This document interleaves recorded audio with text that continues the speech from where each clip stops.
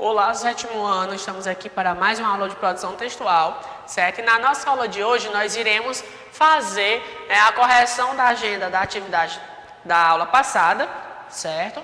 A gente já está finalizando aqui, seria a apostila 3, né?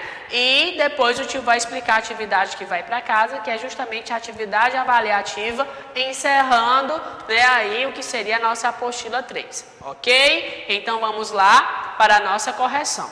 Então, gente, na unidade 6, capítulo 2, nós estamos estudando as narrativas policiais, né? Então, desde a aula passada, o tio explicou todo o enredo das atividades, das narrativas policiais. Nós vimos que são textos narrativos que vão contar aí uma história envolvendo um pouco de mistério, né? Devido à investigação de um crime, de um roubo, de um sequestro, um desaparecimento, né? Que a gente vai ter aqui personagens como alguém que vai praticar algum crime, o detetive, a polícia, né? A questão da investigação, até chegar a desvendar o que realmente aconteceu e quem são os culpados, né? Então é um texto completamente voltado aí com essa questão do mistério, né? De resolução desse problema, essa investigação, ok? E nós vimos aí todos em desenvolver dessas narrativas. Então aqui a gente tem um texto,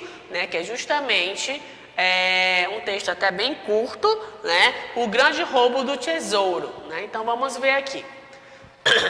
Capítulo 2, a guarda secreta assume o caso. Precisamente às 8 horas da manhã, o presidente do Banco Central da Noruega, o Banco da Noruega, fez com o que costumava fazer toda manhã ao chegar ao trabalho. Primeiro desceu até o porão mais profundo do país.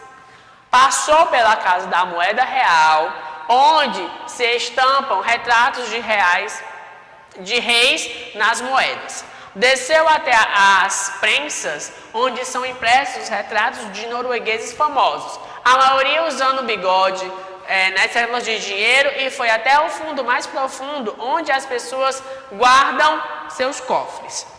Dali o presidente do Banco e o vice-presidente destrancaram e entraram por todas as 3 portas de aço, até que finalmente pararam diante de um cofre forte, contendo todas as reservas de ouro da nação norueguesa. O presidente do banco proferiu a sua ordem habitual: destranque. A chave está com você, Thor. O vice-presidente do banco disse como de costume e bocejou: é mesmo, é isso mesmo. O presidente do banco falou como de costume e destrancou a porta. Os dois entraram no cofre forte, exatamente 4 minutos e 13 segundos depois das 8. Ouviu-se um lamento inconsolável e chegou do porão mais profundo da Noruega. E eram exatamente 4 minutos e 15 segundos depois das 8, quando o presidente do banco cochichou para o vice-presidente: nenhuma palavra a ninguém, entendeu? Não podemos entrar em pânico. Mas a reserva de ouro está programada para ser inspecionada na próxima segunda-feira. Foi a resposta desesperada do vice-presidente. O que vai ser de nós? O que vai ser da Noruega? Deixe comigo, só isso, disse Thor, o presidente. O que você vai fazer? O presidente do banco pensou um momento e respondeu: entrar em pânico? E ambos soltaram um grito estridente. Então, gente, o que é que pode ter acontecido? Será que o cofre estava aberto por alguém antes dele? Será que roubaram o dinheiro? Será que roubaram tudo que estava lá? Hein? Então, alguma coisa aconteceu aí no banco. Só que a gente não sabe o que foi, porque o texto está cortado, né? Então, o que tem aí de trás desse mistério do Banco da Noruega, né? As atividades referentes a esse texto, né? Primeira questão: que crime parece ter ocorrido no Banco da Noruega, né? Parece, porque a gente não tem certeza. Aparentemente ocorreu um roubo ao banco, né? E como era o tesouro da nação, gente, eles não poderiam dizer, porque senão iam fazer um alarme muito grande no país. Segunda questão: o ouro estava bem guardado? Justifique a sua resposta com informação de tesouro, né? O texto das indicações a respeito do local que o ouro estava guardado, né, que parecia ser muito seguro, né? A gente vê que é um porão muito fundo, muito profundo do país, destacado 3 portas de aço para ter acesso ao cofre.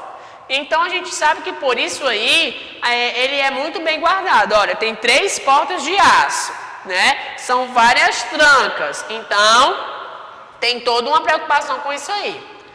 Que fato indica alguma coisa estava errada com o cofre? Após abrirem o cofre, o presidente e o vice-presidente emitiram um lamento inconsolável, que chegou do mais profundo porão da Noruega. Né? Então eles lamentaram que alguma coisa aconteceu.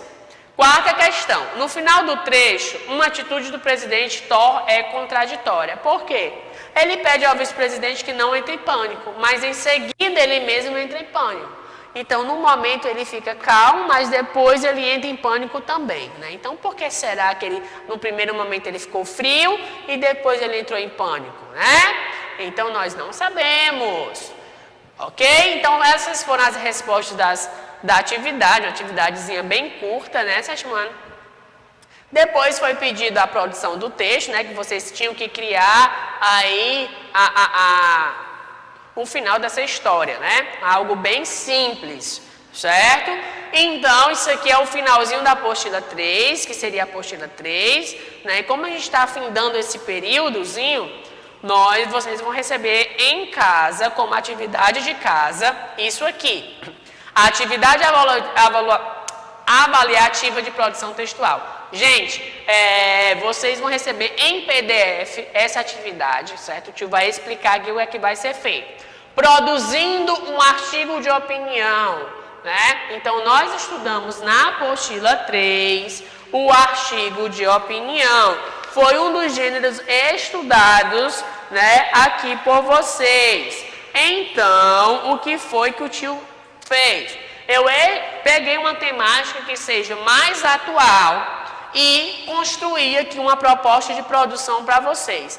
Preste atenção no texto, né? Pantanal tem o maior número mensal de focos de incêndio da história. Gente, no nosso último mês de setembro, a gente viu que o Pantanal ele foi realmente quase completamente devastado por uma queimada.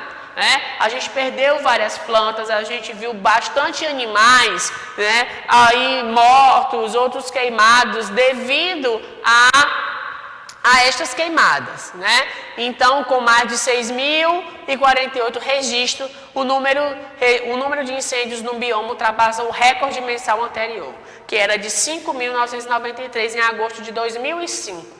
Dados do INEP. Então, aqui a gente tem esse texto do portal G1, nessa reportagem, falando sobre a destruição do Pantanal. Aqui vocês vão ler esse texto, né? Ele vai dar porcentagens, ele vai explicar tudo o que aconteceu, né? Que esse mês de setembro foi o mês mais crítico. Aqui vocês têm uma imagem, né, dessa onça aqui com as patas queimadas devido ao incêndio, certo? Para que vocês poderão também falar nisso, a questão dos animais, né? Então, vocês vão ler o texto sobre esta temática e vocês vão escrever um artigo de opinião, né? Então, vamos à proposta.